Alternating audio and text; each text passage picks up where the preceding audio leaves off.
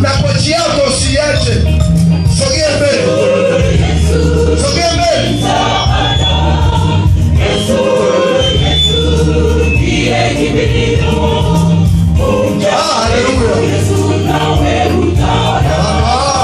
Nimejifunza kumtumaini Mwokozi katika shida na taabu za dunia, yakinipata mashaka yasiyo hofu, kwani nimejifunza kumtumaini Yesu.